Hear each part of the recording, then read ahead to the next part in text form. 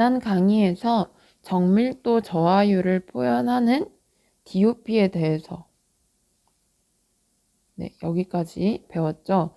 자, 정밀도 저하율이라는 거 DOP는 왜 발생하는 거라고 했냐면 왜 발생한다고 했죠? 위성이 어떻게 배치되어 있느냐가 정확한 정밀도에 영향을 준다고 해서 정밀도에 따라서 정밀도가 떨어지는 정도를 DOP 정밀도 저하율이라고 했습니다. 자, 그럼 그런 식으로 정밀도가 떨어지다 보면은 당연히 오차가 발생하기 마련인데 오차가 발생하는 여러 가지 원인들과 오차를 보정하는 방법을 보도록 하겠습니다. 자, 오차의 종류와 원인을 먼저 보면 GPS 절대 측량의 위치 정확도는 위치가 얼마나 정확한지는 위성과 수신기 안테나 간에서 거리를 측정할 때 영향을 주는 오차 원인들에 따라서 정확도가 달라진대요. 그러니까 오차에 따라서 정확도에 영향을 준다는 얘기겠죠. 자, 그러면은 그런 정확도에 영향을 주는 오차의 원인이 있을 텐데 오차의 원인에 따라서 미치는 영향, 상대적인 영향을 UER이라고 부르는데 이 상대적인 영향이 다르다고 합니다. 자, 그래서 오차의 원인에 따라서 정확도에 영향을 주는 정도가 다른데 그거를 좀 이따가 뒤에서 배우겠지만 이렇게 오차의 종류에 따라서 영향을 미치는 정도가 이렇게 다릅니다. 자, 그러면 오차의 원인을 여러 가지 살펴보도록 할게요. 첫 번째는 위성이 현재 어느 궤도에 존재하는지 궤도에 대한 정보를 이렇게 위성에서 수신기에 전달하겠죠. 궤도에 대한 정보를. 그렇지만 위성의 위치가 지금 현재 어디에 있다라고 이렇게 궤도 정보를 보내주는데 이것은 계산에 의한 것이기 때문에 실제 진짜 정확한 위치와는 약간 다를 수 있어요. 얘는 계산에 의한 궤도 정보이므로 실제 위치와는 조금 다를 수 있다. 그리고 두 번째는 제일 중요한 거. 이전에도 지난 강의에 나왔듯이 우주상공에서 위성이 어떻게 배치되어 있느냐에 따라서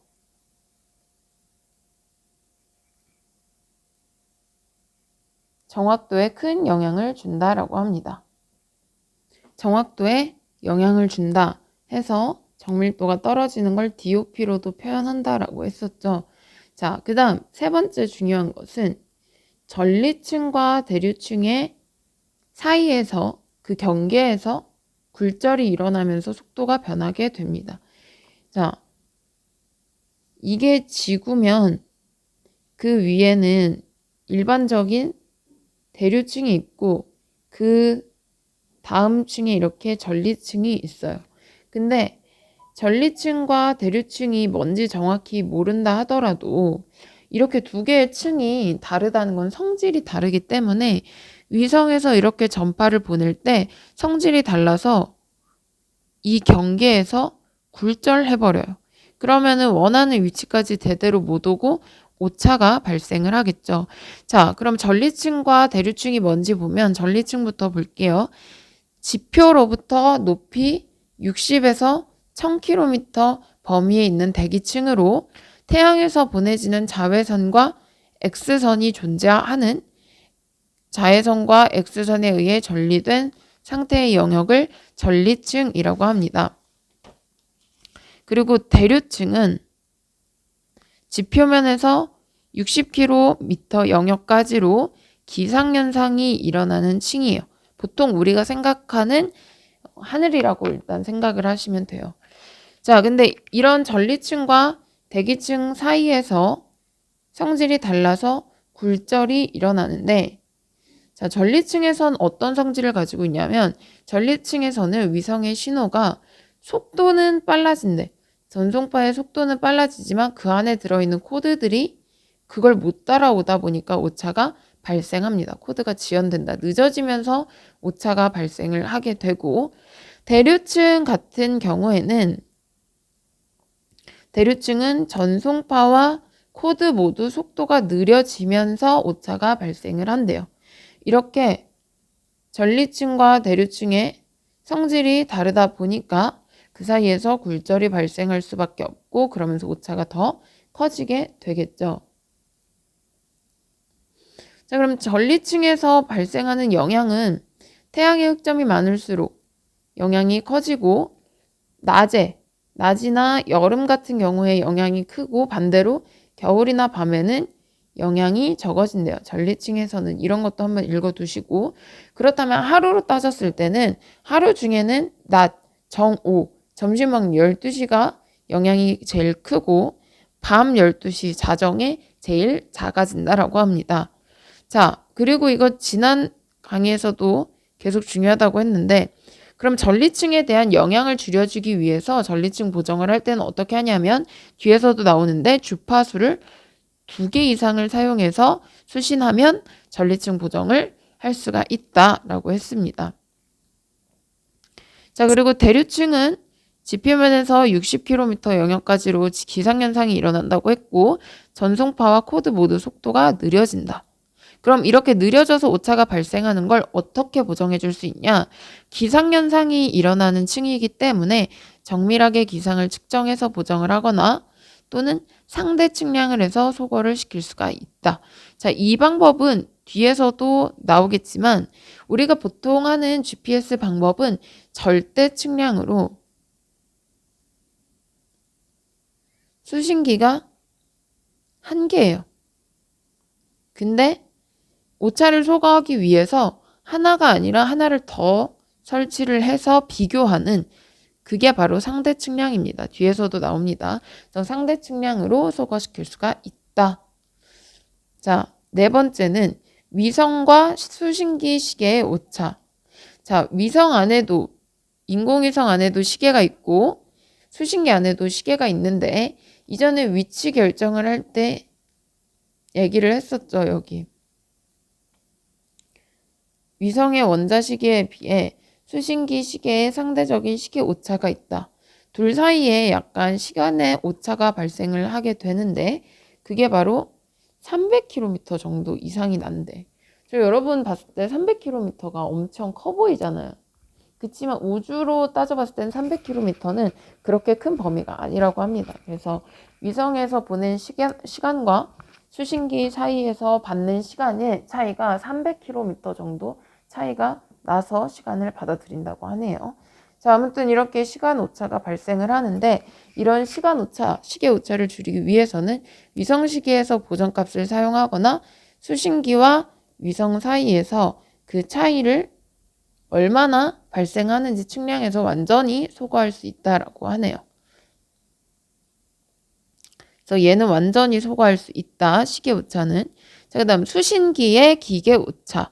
말 그대로 여러분 수신기나 라디오 같은 거 틀어보면은 잡음이 발생할 때도 있잖아요. 그런 것처럼 노이즈, 잡음이 발생하는 건데 왜 그러냐면 수신기에 잡음 발생을 하거나 수신기를 잘못 설치했거나 아니면 수신기 안테나가 제대로 똑바로 중심을 잡고 서 있어야 되는데 그 위상의 중심이 바뀌었거나 그걸 PCB라고 한다고 합니다. 그래서 이런 여러 가지 수신기 안에서 발생하는 문제로 수신기 기계 자체에 오차가 발생할 수 있는데 얘는 굉장히 비교적으로 작은 크기예요. 오차들 중에서 비교적 작은 크기고 보정 모델을 사용하거나 안테나 설치를 제대로 하면은 상당히 감소시킬 수 있다라고 합니다. 한 장 더 넘어가면 얘도 굉장히 중요합니다. 앞에서 전리층에 대한 것도 중요하다고 했는데 다중 경로에 대한 얘기도 굉장히 중요해요. 자, 다중 경로라는 거는 뭐냐면 위성에서 송신된 이렇게 인공위성에서 송신을 했어요. 전파를. 근데 수신기까지 가다가 더 높은 지형과 지물, 땅이나 건물 같은 거에 의해 위성이 잘못 부딪혀가지고 반사가 된 거야. 그러니까 그대로 들어가야 되는 또 모자란데 중간에 반사가 돼서 반사된 파장까지 같이 들어가는 겁니다. 그래서 여기에 밑줄 치고 중요합니다. 지형과 지물에 부딪혀서 반사된 반사파가 원래 전파와 같이 함께 들어가는 거. 그러니까 원래 전파도 들어가고 반사된 파장도 들어가다 보니까 경로가 여러 개가 생긴 거죠. 그래서 반사파가 함께 수신되는 현상으로 문제점이 뭐냐면 반사파는 위성으로부터 보내진 직접파, 원래 파장이에요. 원래 전파가 있고 반사파가 있는데 반사파가 반사돼서 다시 돌아오다 보니까 경로가 더 길어져요. 그럼 길어지다 보면 시간이 어떻게 돼요? 코드가 도달하는 시간이 늦어지겠죠. 그리고 그러면서 반송파가 늦게 도착하다 보니까 거리 오차가 작용을 한다라고 합니다. 그래서 반송파 위성을 이용하는 측량에서 다중 경로의 영향은 굉장히 커요. 굉장히 크기 때문에 얘를 반드시 방지를 해줘야 하는데 다중 경로는 반사파가 함께 수신되는 현상이다라는 거 보시고 얘를 방지하는 방법도 알아둬야겠죠. 방지하는 방법은 안테나, 초크링이라는 안테나를 설치를 해서 방지를 하거나 아니면 수신기가 있고 이렇게 고도각을 더 높여요. 그러니까 여기 이렇게 낮아버리면 위성의 고도각이 그러면 지형과 지물에 부딪혀서 반사되기 쉬운데 높으면 부딪힐 확률이 적겠죠. 그래서 고도각이 높은 위성으로 사용을 하면 다중경로를 줄일 수가 있다라고 합니다. 자, 그리고 우리 책에 나온 거 제외하고 한 가지 더 적어둘게요. 가나다라 마바 4가 되겠네요. 자, 다른 거 하나 더. 4에는 사이클 슬립.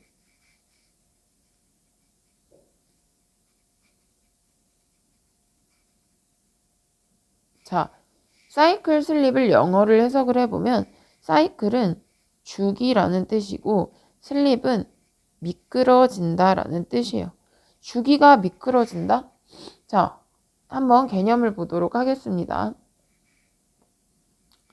사이클 슬립의 정의를 보면 반송파에 그러니까 위성에서 보내는 전파를 얘기해요. 반송파의 위상값을 순간적으로 놓치는 현상. 그러니까 이제 미끄러진다가 이해가 되겠죠. 미끄러진다, 순간적으로 미끄러지다, 놓친다 이런 뜻이에요. 그럼 왜 놓치냐? 얘도 마찬가지로 지형과 지물에 의해서 반사되는 게 아니라 얘는 신호가 제대로 못 오고 중간에 막혀서 단절되는 현상 때문에 발생을 해요. 자, 또 세 번째는 높은 신호 잡음이나 그리고 신호의 강도가 낮을 때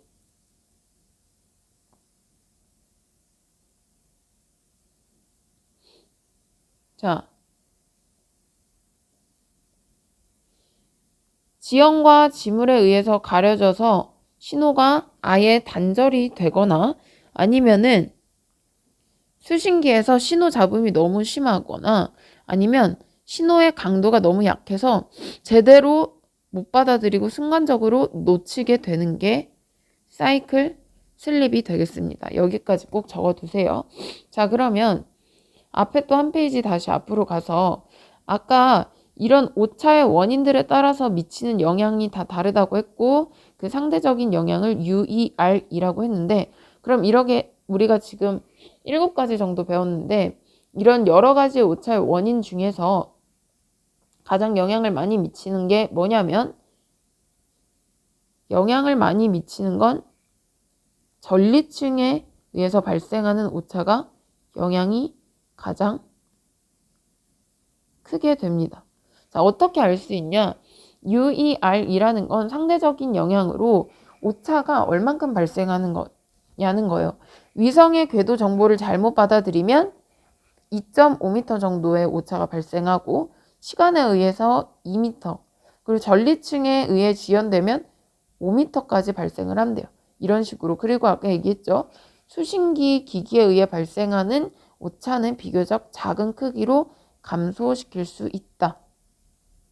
자, 그래서 얘네를 외우면 좋겠지만 외우기는 사실 쉽지 않고 일단 우선 기본적으로 알아둬야 할 건 영향이 가장 큰 건 전리층이 지연되면서 발생하는 오차의 영향이 가장 크다라고 합니다.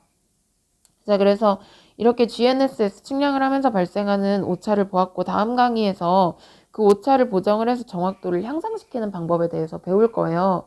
자, 그러기 전에 앞서서 같이 봐야 할 거는 마지막 페이지에 146페이지를 오늘 배운 오차의 원인과 같이 보도록 하겠습니다.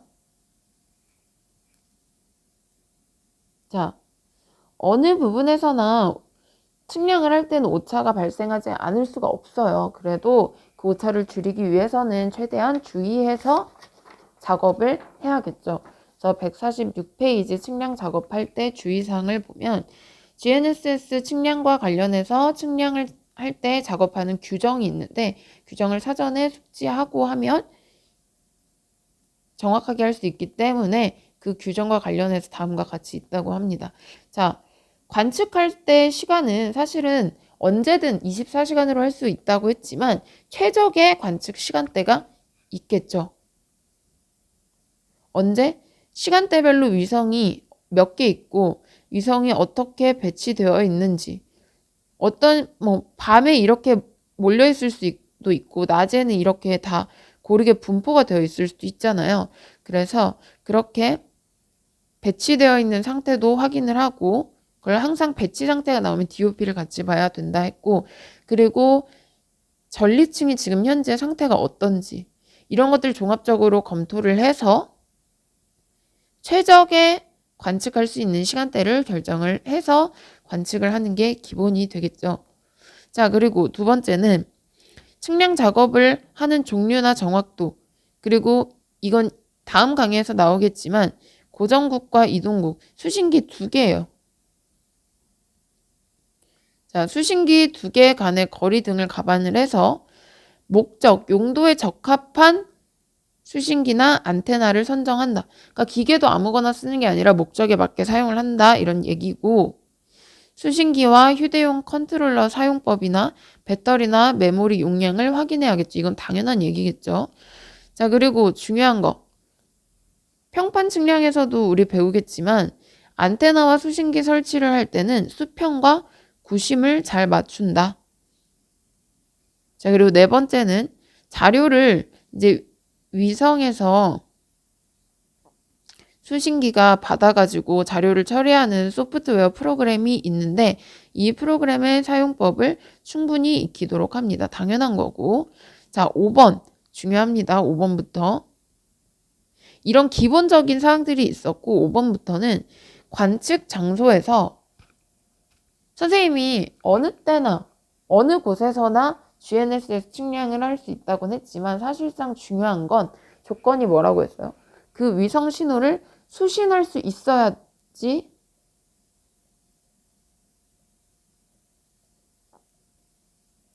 측량이 가능한 거라고 했죠. 수신이 안 되거나 중간에 가려지거나 하면 장애가 발생한다고 했잖아. 앞에 아까 다중경로나 사이클 슬립처럼. 그래서 관측할 때 장소에서 시야를 확보를 하고 왜냐하면 전파가 수신될 수 있어야 하니까 그리고 전파 중간에 장애가 생기거나 다중 경로를 방지하기 위해서는 다음과 같은 주의사항이 필요합니다. 자, 안각 15도에서 20도 이상의 상공에는 장애물이 없는 장소가 가장 적합하다. 안각이라는 거는 수평선을 기준으로 위로 올라가는 상향각을 의미를 해요. 그래서 이렇게 15도에서 20도 사이에 위성이 존재를 하면 건물에 전파가 부딪히면서 뭐가 생길 수 있다 했어? 반사파가 함께 들어오는 다중 경로가 발생할 수 있기 때문에 최대한 그래도 15도에서 20도 사이에는 건물이 장애물이 없는 장소에서 측량을 하는 게 적합하고 상공에 전선이 없는 게 좋겠죠. 부딪힐 수 있으니까. 그리고 고압 전선이 있더라도 전선에 고압 전선이면 세기가 너무 세다 보니까 중간에 부딪혀서 잡음이 발생할 수 있고요. TV탑이나 레이더 기지국, 방송국 안테나, 우주통신 기지국 등 강력한 전파를 발생하는 데는 피하는 게 좋겠습니다. 자, 그리고 전차, 지하철이 지나가는 길이나 공장, 그리고 대형 선박, 비행장, 그리고 전기 용접 작업 등을 할 때에는 이런 것들이 다 뭐가 사용이 돼요? 전기가 사용되다 보니까 전파 장애를 받기가 쉽대요. 그러니까 그런 걸 최대한 피해서 하고, 네 번째는 금속 재질의 간판이나 지붕, 함석 지붕, 그런 걸 이런 슬레이트 지붕을 얘기하거든요. 여러분, 선생님은 예전에 시골에서 산 적이 있어가지고 본 적이 있는데, 이런 지붕, 그리고 빌딩 벽면, 철탑, 금수탑 이런 것들은 왜? 전파가 부딪혀서 반사시켜서 다중 경로가 생기기 때문에 피해야 하고, 그리고 또 나왔죠. 신호가 단절되는 사이클 슬립이 발생할 수도 있대요. 왜? 나뭇가지가 있으면 전파가 제대로 길을 못 찾으면서 신호가 단절될 수도 있다. 그래서 이런 것들을 주의해서 해야 된다라는 겁니다. 자, 그러면 이런 문제를 한번 풀어볼게요. 자, GPS 측량에서 시스템 오차에 해당하지 않는 거. 우리 배운 거 종류 보니까 궤도 오차, 시계 오차, 전리층 굴절 오차 있었고 시준 오차라는 건 없었죠. 1번. 그다음 47번. GPS 위성에서 직접 수신된 전파 이외에 부가적으로 지형과 지물에 의해 반사된 전파가 같이 들어오는 것. 반사된 전파가 같이 들어오는 거 하면 무조건 뭐라고? 다중 경로. 자, 48번. GPS 오차에 대한 설명으로 틀린 것은 1번 위성시계 오차. 위성에 있는 시계와 수신기 사이 시계의 정밀도가 차이가 나서 발생하는 오차 맞고, 2번 대기 굴절 오차는 전리층과 대류층을 대기층이라고 불러요. 이 사이의 성질이 달라서 굴절하면서 발생하는 오차다. 맞고요. 3번 다중전파 경로는 다중경로 하면 항상 뭐라고? 반사파라고 했습니다. 근데 반송파가 지상의 수신기를 향하여 송실 낼 때 인위적인 오차를 발생한다. 이걸 삽입하는 건 아니죠. 그리고 위성의 기하학적 위치에 따른 오차, DOP랑 관련된 것으로 위성이 어떻게 배치, 분포되어 있느냐에 따라 오차가 발생하는 것을 얘기합니다. 그래서 답은 3번이 되겠습니다. 자, 그래서 이렇게 오차에 대한 방법을 보고 오차를 보정하는 방법도 같이 보셔야 하는데 중요한 거예요. 얘는 꼭 보세요. 50번에 전리층 오차를 보정할 수 있는 방법으로 가장 적절한 것. 전리층 오차 나오면 항상 2개의 주파수를 보내서 수신해라 라고 했습니다. 자, 그래서 이렇게 이번 시간까지 해서 오차가 발생하는 원인까지 살펴보았습니다.